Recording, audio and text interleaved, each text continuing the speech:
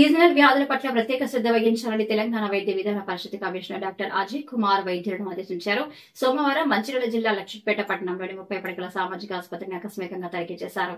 ఈ సందర్భంగా ఆయన మాట్లాడుతూ నూతన ఆసుపత్రిలో ఉన్నటువంటి సిబ్బంది కొరతను జిల్లా కలెక్టర్ తో సమన్వయం చేసుకుని అతి త్వరలో భర్తీ చేస్తామన్నారు. ముఖ్యంగా మలేరియా, డెంగ్యూ వంటి వాటిపై నిర్లక్ష్యంగా ఉండకూడదని సూపరింటెండెంట్ ఆకుల శ్రీనివాస్ కు సూచించారు. వర్షాకాలంలో వచ్చే వ్యాధుల పట్ల అన్ని రకాల జాగ్రత్తలు తీసుకోవాలన్నారు. గైనకాలజిస్ట్, స్కానింగ్, ఇతర టెస్టులు అన్ని అందుబాటులో ఉన్నాయని వివరించారు. అనంతరం పలు వార్డులు పరిశీలించి రోగులకు అందుతున్న వైద్య సేవల గురించి వాకప్ చేశారు. ఈ కార్యక్రమంలో state program officer doctor Srinivas, ఆసుపత్రి సూపరింటెండెంట్ ఆకుల శ్రీనివాస్, డాక్టర్స్ సురేష్, వైద్య సిబ్బంది ఉన్నారు. వారికి నేను ఇన్స్ట్రక్షన్స్ ఏమి ఇచ్చానంటే, ఇప్పుడు మొన్న అవుట్సోర్సింగ్ కాంట్రాక్ట్ ఎంప్లాయీస్ది మేము ఎక్స్టెన్షన్ ఇచ్చాము. దాంట్లో వెబ్సైట్లో పోస్టులన్నీ కూడా కలెక్టర్ గారితో కోఆర్డినేట్ చేసుకొని ఇమీడియట్గా ఫిల్అప్ చేయమని చెప్తున్నాను. ఆల్రెడీ నిన్న మొన్న డాక్టర్ని కూడా ఇచ్చారు, గైనకాలజిస్ట్ కూడా వచ్చింది, డెలివరీ కూడా చేస్తూ ఉంది నేను వచ్చినప్పుడు.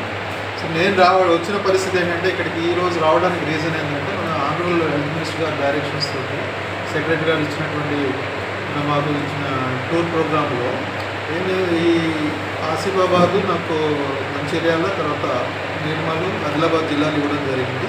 నాకులాగా మా దగ్గర 8 మంది హెచ్ఓడీలు అందరికీ కూడా అంత స్టేట్ అంతా డిస్ట్రిబ్యూట్ చేశారు.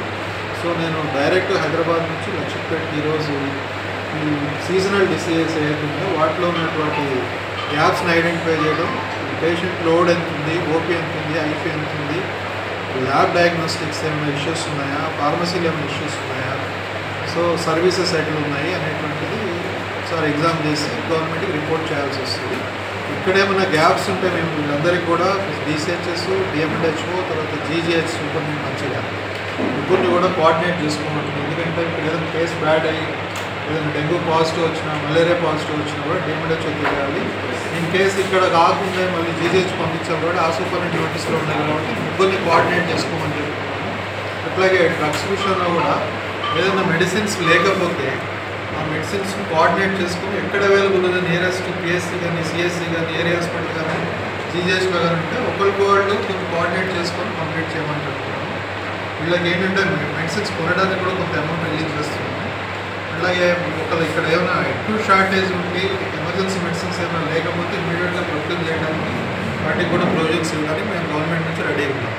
ఇది అంటే నేను ఈరోజు రావడం రీజన్ ఏంటంటే మెయిన్లీ సీజనల్ డిసీజెస్ మీద టూర్ అనేది అదంతా కూడా